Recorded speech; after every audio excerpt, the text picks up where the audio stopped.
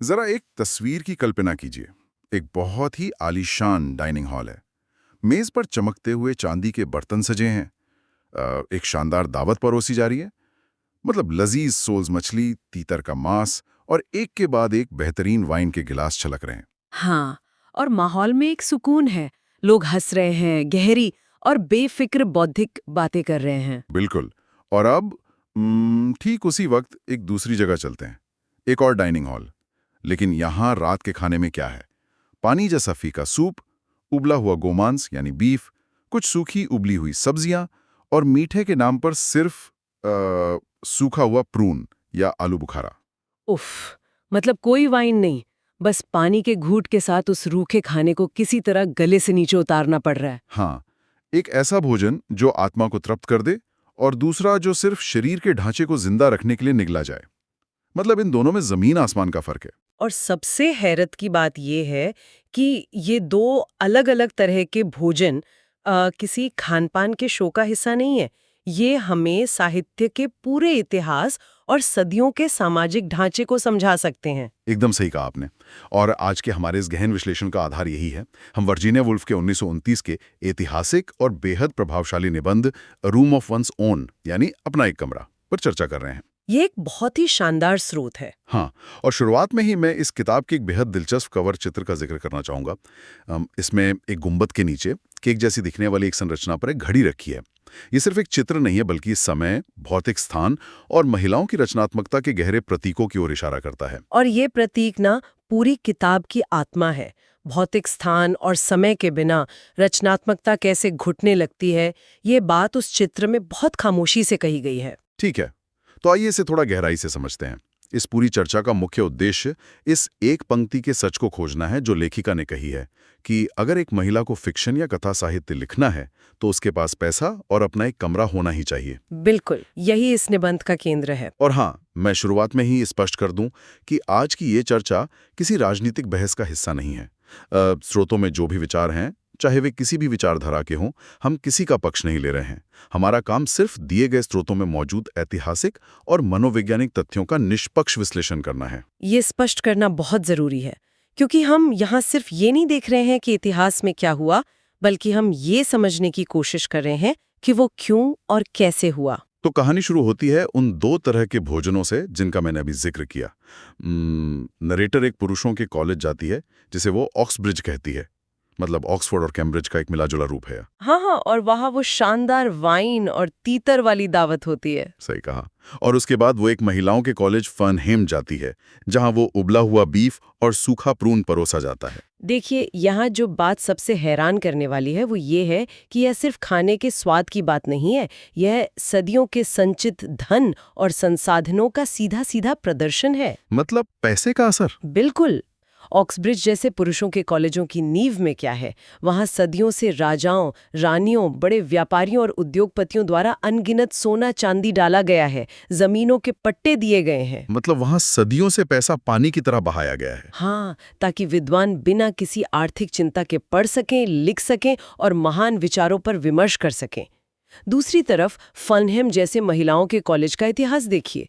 उसके लिए मात्र 30,000 पाउंड जुटाने में भी दशकों लग गए। उफ, दशकों लग गए। हाँ, चंदा मांगना पड़ा, पाई पाई के लिए मोहताज होना पड़ा। अगर मैं इससे आज के परिप्रेक्ष्य में एक उपमा दूं, तो ये ठीक वैसा ही है जैसे एक तरफ सदियों पुराना अरबों डॉलर का कोई एकाधिकार वाला बड़ा कॉरपोरेशन हो जिसके पास दुनिया भर के संसाधन हो। अरे हाँ, ये बहुत अच्छी तुलना है ना? और दूसरी तरफ एक ऐसा नया स्टार्टअप हो जिसके पास कोई फंडिंग नहीं है, कोई निवेशक नहीं है, और फिर भी समाज उस स्टार्टअप से उम्मीद करे कि वो उस विशाल कॉरपोरेशन को सीधी टक्कर दे और उसी स्तर का मुनाफा कमाए। ये तो शुरुआत से एक धांधली भरा मुकाबला है। बहुत ही सटीक उपमा है। और इस धांधली का मनोवैज्ञानिक असर समझिए। जब शरीर को सिर्फ सूखा खाना और पानी मिले तो दिमाग में कविता या महान कला के विचार कैसे पनप सकते हैं? मुश्किल ही है। वर्जीनिया वुल्फ का बहुत ही प्रभावशाली कथन है कि रीढ़ की हड्डी में जलने वाला ज्ञान का दीपक बीफ और प्रून खाकर नहीं जलता। जब तक बुनियादी जरूरतें संघर्ष का कारण बनी हुई हैं, तब तक दिमाग आजादी से सोच ही नहीं सकता। एक अच्छी बातचीत के लिए, विचारों के निर्बाध प्रवाह के लिए एक अच्छा भोजन और आर्थिक सुरक्षा जरूरी है। एकदम सही। लेकिन रुकिए, मुझे यहाँ एक सवाल पूछना है। अ, अगर हम इतिहास देखें तो ऐसे अनगिनत महान पुरुष, लेखक और कलाकार हुए हैं जो बेहद गरीब थे, हाँ, बिल्कुल हुए। जिन्होंने भूखे पेट रहकर बिना कोयले की ठंडी कोठरियों में मास्टरपीस रचे। तो फिर यहाँ स्रोत में ऐसा क्यों कहा जा रहा है कि पैसा सिर्फ महिलाओं के लिए ही इतनी बड़ी और अनिवार्य जरूरत है? क्या असली प्रतिभा गरीबी को मात नहीं दे सकती? ये बहुत ही लाजवाब सवाल है। लेकिन यहाँ हमें व्यक्तिगत गरीबी और संस्थागत वंचना के बीच का फर्क समझना होगा। अच्छा, वो कैसे? देखिए, हाँ, कई पुरुष लेखक गरीब थे, लेकिन उनके पास एक ऐसी चीज थी जो सदियों तक महिलाओं के पास नहीं थी, और वो थे अधिकार और अवसर। समझ रहा हूँ। एक गरीब पुरुष भी दुनिया घूम सकता था, किसी जहाज पर नाविक बन सकता था, युद्ध में जा सकता था, या किसी भी सराय में बैठकर दुनिया भर के लोगों से बात कर सकता था। उसे समाज ने अनुभव बटोरने की आजादी दी थी। बिल्कुल।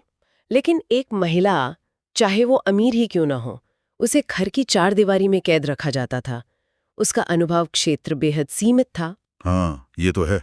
और दूसरी बात, जिन पुरुष लेखकों की हम बात कर रहे हैं, उनके पास कम से कम खुद का फैसला लेने की आज़ादी तो थी। महिलाओं को तो संपत्ति रखने का कानूनी अधिकार तक बहुत बाद में मिला। हाँ, अब समझ में आया। ये सिर्फ बैंक बैलेंस की बात नहीं है, ये उस आजादी की बात है जो पैसा आपको देता है। जी हाँ। तो अगर वास्तविकता इतनी अलग और गैर बराबर थी, तो किताबों और इतिहास में महिलाओं को कैसे दर्शाया गया? ये जानने के लिए नरेटर ब्रिटिश म्यूजियम जाती है। और ब्रिटिश म्यूजियम की उस लाइब्रेरी में जो उसे मिलता है ना, वो सच में चौंकाने वाला है। उसे पता चलता है कि दुनिया में शायद ही कोई और विषय हो जिस पर इतना कुछ लिखा गया हो जितना महिलाओं पर लिखा गया है। और वो भी उन पुरुषों द्वारा जिनकी एकमात्र योग्यता ये है कि वे महिलाएं नहीं हैं। अजीब सी भावना छिपी है। हाँ, स्रोत में एक काल्पनिक चरित्र का जिक्र है, प्रोफेसर वॉन एक्स, जो महिलाओं की मानसिक, नैतिक और शारीरिक हीनता पर एक भारी भरकम किताब लिख रहा है। सही कहा। और नरेटर महसूस करती है कि वो प्रोफेसर बहुत गुस्से में है। हाँ, वो अपनी कलम कागज पर ऐसे चुभा रहा है जैसे किसी कीड़े को मार रहा हो। लेकिन सवाल यह है कि दुनिया भर की सत्ता, पैसा और ताकत जिसके पास है, वो प्रोफेसर इतना गुस्से में क्यों है? यहाँ बात सच में बहुत गहरी हो जाती है। अगर हम इसे एक बड़े मनोवैज्ञानिक परिप्रेक्ष्य में देखें तो ये गुस्सा असल में उनकी अपनी श्रेष्ठता को बनाए रखने की एक हताश जद्दोजहद है। अच्छा। हाँ, स्रोत में एक बहुत ही खूबसूरत और मारक रूपक इस्तेमाल किया गया है, जादुई आईना या लुकिंग ग्लास। सदियों से महिलाओं का उपयोग एक ऐसे जादुई आईने की तरह किया गया है जो पुरुषों को उनके असली आकार से दुगुना बड़ा दिखाता है। जादुई आईना, इसे थोड़ा और समझाइए, ये कैसे काम करता है? जरा सोचिए, नेपोलियन या मुसोलिनी जैसे शासकों का आत्मविश्वास कहाँ से आता है? जब एक पुरुष दुनिया को जीतने निकलता है या कोई बड़ा फैसला लेता है तो उसे ये विश्वास चाहिए होता है कि वो महान है। बिल्कुल, बिना उसके वो आगे कैसे बढ़ेंगे? और वो महान तभी महसूस कर सकता है जब वो ये माने कि कोई दूसरा उससे कमतर है। वो आईना महिलाएं हैं। अगर वे ये न माने कि आधी आबादी उनसे हीन है तो उनका वो दोगुना बड़ा आकार सिकुड़ जाएगा। अरे बाप रे, ये तो दिमाग घुमा देने वाला विचार है। मतलब क्या इसीलिए जब महिलाएं सच बोलना शुरू करती हैं या आलोचना करती हैं तो पुरुष लेखक या समाज आक्रामक हो जाता है? एकदम सही। क्योंकि अगर महिला सच बोलेगी तो वो जादुई आईना टूट जाएगा, और उस आईने के टूटते ही पुरुष को अपना असली सामान्य आकार दिखने लगेगा, जिससे उसका सारा बनावटी आत्मविश्वास चरमरा जाएगा। बिल्कुल सही पकड़े हैं आप। वो आईना उनकी जीवन शक्ति को चार्ज करता है। अगर वो आईना हटा दिया जाए तो वे दुनिया पर राज कैसे करेंगे? और यही कारण है कि उस प्रोफेसर की कलम में इतना गुस्सा था। हाँ, लेकिन नैरेटर इस गुस्से से कैसे बचती है? यहाँ स्रोत हमें एक और महत्वपूर्ण बात बताता है। नैरेटर की चाची मैरी बेटन उसके लिए बॉम्बे से मरने से पहले 500 पाउंड सालाना की एक वसीयत छोड़ जाती हैं। अच्छा, और वो निश्चित आय नैरेटर के जीवन में जादू की तरह काम करती है। बिल्कुल करती है। मतलब वो 500 पाउंड सालाना सिर्फ कुछ खरीदने के लिए नहीं थे। नहीं, वो पैसा एक ढाल था। नैरेटर खुद स्वीकार करती है कि उस निश्चित आय ने उसके अंदर से कड़वाहट, डर और पुरुषों के प्रति किसी भी तरह के गुस्से को हमेशा के लिए खत्म कर दिया। हाँ, क्योंकि जब आपको किसी से पैसे नहीं मांगने तो आपको उसकी हाँ में हाँ मिलाने की या उसके दिए गए आईने का रोल निभाने की कोई जरूरत नहीं है। एकदम सही बात है। आर्थिक आजादी का सीधा अचूक असर मानसिक आजादी पर पड़ता है। आप निष्पक्ष होकर दुनिया को देख पाते हैं। तो अगर मानसिक और आर्थिक आजादी का ये रिश्ता इतना गहरा है, तो अतीत में ये कैसा दिखता था? मान लीजिए हम साहित्य के सबसे महान युग यानी 16वीं सदी के शेक्सपियर के दौर में चलते हैं। अगर उस दौर में कोई महिला लिखना चाहती तो क्या होता? यहां स्रोत हमें फिक्शन और इतिहास के बीच का एक बहुत ही भयानक विरोधाभास दिखाता है। अगर आप उस दौर की कविताएं और नाटक पढ़ें, तो वहां महिलाएं बहुत शक्तिशाली हैं। हाँ, जैसे क्लियोपाट्रा दुनिया हिला रही है। बिल्कुल। लेडी मैकबेथ हत्या की साजिश रच रही है, रोजालिंड जंगलों में बेखौफ घूम रही है। साहित्य में वे देवियां हैं या महारानियां हैं। लेकिन असलियत? इतिहास की किताबों में क्या दर्ज है? जब नरेटर प्रोफेसर ट्रेवेलियन की इतिहास की किताब पढ़ती है तो हकीकत रोंगटे खड़े कर देती है। इतिहास में महिलाओं का कोई स्वतंत्र अस्तित्व ही नहीं है। मतलब उनका जीवन कैसा था? उन्हें 15-16 साल की उम्र में जबरन शादी के लिए मजबूर किया जाता था। अगर वे अपनी पसंद के खिलाफ शादी से मना करती थीं, तो उन्हें कमरों में बंद कर दिया जाता था और शारीरिक रूप से पीटा जाता था। ये समाज का नियम था। उफ, कल्पना और वास्तविकता के बीच की ये खाई सच में विचलित करने वाली है। और इसी खाई को समझाने के लिए नरेटर एक बहुत ही मार्मिक और दिल दहला देने वाली काल्पनिक कहानी गढ़ती है। शेक्सपियर की एक बहन की कहानी। मान लीजिए उसका नाम जूडिथ था। हाँ, जूडिथ शेक्सपियर। कल्पना कीजिए कि वो भी अपने भाई विलियम शेक्सपियर की तरह ही बेहद प्रतिभाशाली थी। उसके अंदर भी वही आग थी, शब्दों को पिरोने का वही जादू था। लेकिन विलियम को स्कूल भेजा गया, उसने लैटिन सीखी, व्याकरण पढ़ा। और जूडिथ? उसे घर पर रखा गया। जब वो छुपकर अपने भाई की किताबें पढ़ती तो उसके माता पिता उसे डांटते और कहते कि जाकर मौजे रफू करो या रसोई का काम देखो। और फिर एक दिन उसकी जबरदस्त शादी तय कर दी जाती है। बिल्कुल। और क्योंकि उसके अंदर एक जीनियस की आत्मा थी, वो उस घुटन को बर्दाश्त नहीं कर पाती। वो शादी से एक रात पहले घर से भागकर लंदन चली जाती है, अपने सपनों के पीछे। हाँ, उसके अंदर भी रंगमंच और कहानियों को लेकर वही जुनून था जो विलियम में था। वो थिएटर के दरवाजे पर जाकर कहती है कि उसे अभिनय करना है, नाटक लिखने हैं। तो लंदन में उसका स्वागत कैसे होता है? ठहाकों के साथ। थिएटर मैनेजर उसका मजाक उड़ाते हैं। अरे, निक ग्रीन नाम का एक मैनेजर कहता है कि महिला का एक्टिंग करना वैसा ही है जैसे किसी कुत्ते का पिछले पैरों पर नाचना। कोई उसे काम नहीं देता, कोई उसे सिखाता नहीं। तो ये तो बहुत ही निराशाजनक है। हाँ, और अंत में उसी निक ग्रीन के जाल में फंसकर वो उसके बच्चे की माँ बन जाती है और समाज के तानों, अपनी कुंठा और अपने अंदर की उस अनकही प्रतिभा के बोझ तले दबकर वो एक सर्दियों की रात आत्महत्या कर लेती है। उफ। उसे एक चौराहे पर दफना दिया जाता है। ये सच में बहुत भारी कर देने वाली कहानी है। सोचने में भी हैरान होती है कि ऐसी कितनी जूडिथ रही होंगी जिन्हें इतिहास ने निगल लिया। लेकिन एक मिनट, मुझे यहाँ थोड़ा संशय है। क्या उस दौर में किसी भी महिला ने कुछ नहीं लिखा? क्या पूरा का पूरा महिला समाज एकदम खामोश था? उन लोकगीतों के बारे में क्या जो पीढ़ियों से गाए जा रहे हैं? माताओं ने जो लोरियां गाईं, उनका क्या? ये बहुत ही शानदार और जरूरी सवाल है। स्रोत भी इस बात की ओर इशारा करता है कि महिलाएं पूरी तरह खामोश नहीं थीं, लेकिन उनकी आवाज दर्ज नहीं की गई। अच्छा। उस दौर में किसी भी महिला के लिए अपनी कला का सार्वजनिक रूप से अपने नाम के साथ प्रदर्शन करना लगभग असंभव था। अगर कोई अत्यधिक प्रतिभाशाली महिला ऐसा दुस्साहस करती भी तो उसे पागल करार दे दिया जाता या उसे डायन बोलकर समाज से बहिष्कृत कर दिया जाता।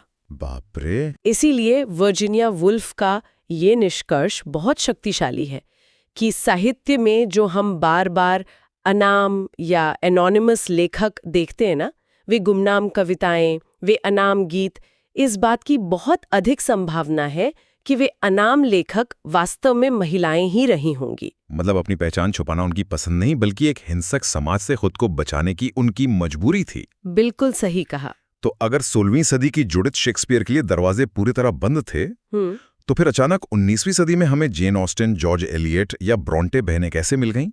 क्या तब तक महिलाओं को उनका अपना कमरा मिल गया था? अरे, यही तो सारा पेंच है। 19वीं सदी में भी उनके पास अपना कोई कमरा नहीं था। सच में? हाँ, ये सभी महान लेखिकाएं मध्यम वर्ग की महिलाएं थीं।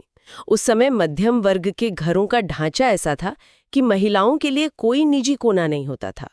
उन्हें जो भी करना होता था वो घर के साझे बैठक कमरे यानी कॉमन सिटिंग रूम में बैठकर ही करना पड़ता था।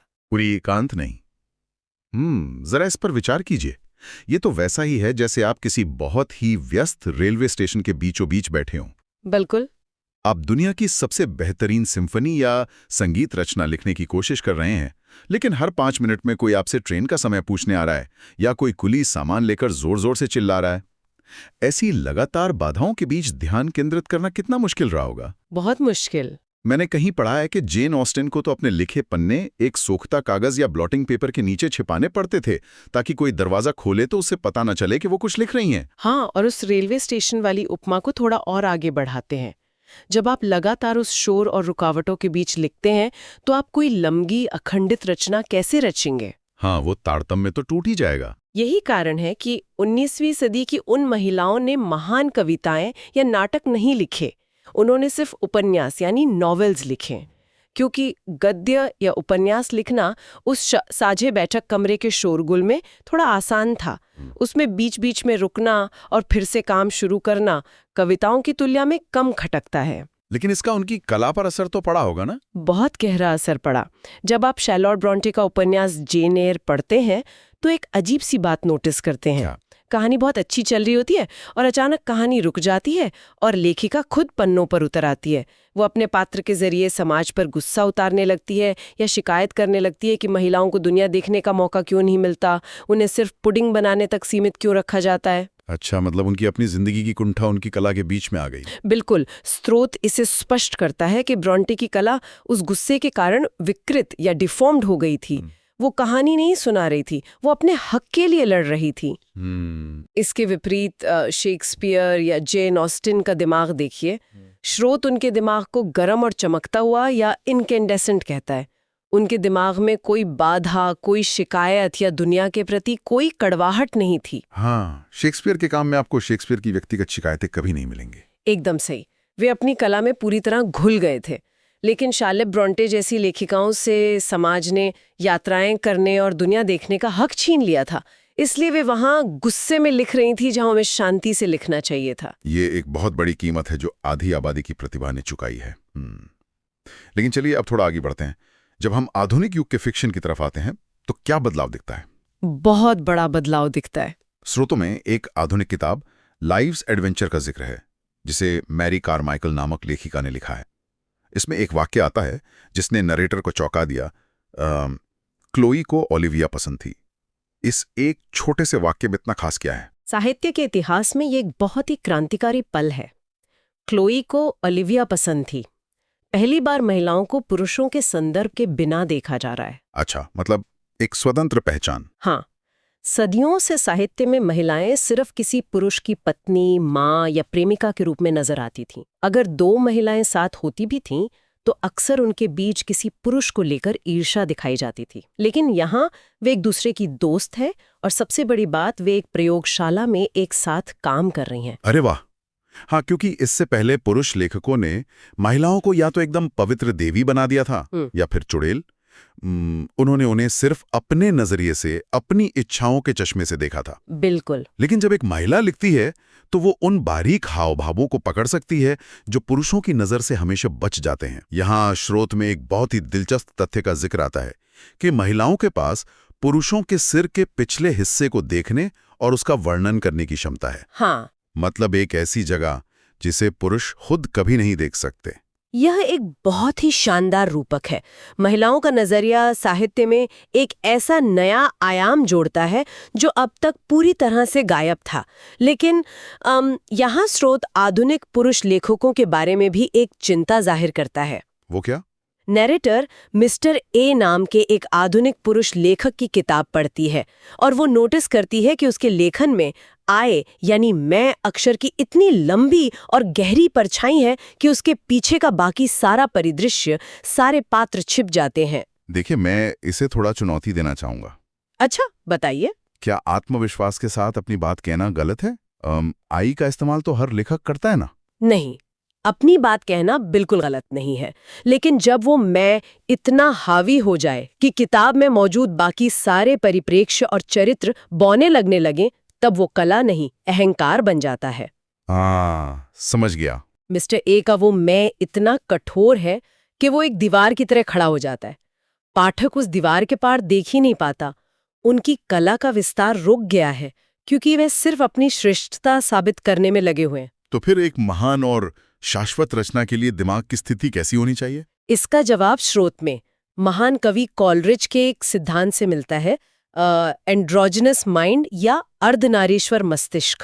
अर्धनारीश्वर मस्तिष्क, इसका मतलब क्या है? क्या इसका मतलब जेंडरलेस या लिंगविहीन होना है? नहीं, इसका मतलब शून्य होना नहीं है, बल्कि दोनों का पूर्ण रूप से सम्मिलित होना है। अच्छा।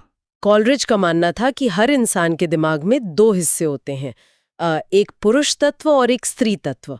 एक महान और रचनात्मक दिमाग वो है जिसमें ये दोनों तत्व आपस में लड़ नहीं रहे हों, बल्कि एक दूसरे के साथ पूर्ण सामंजस्य में हों।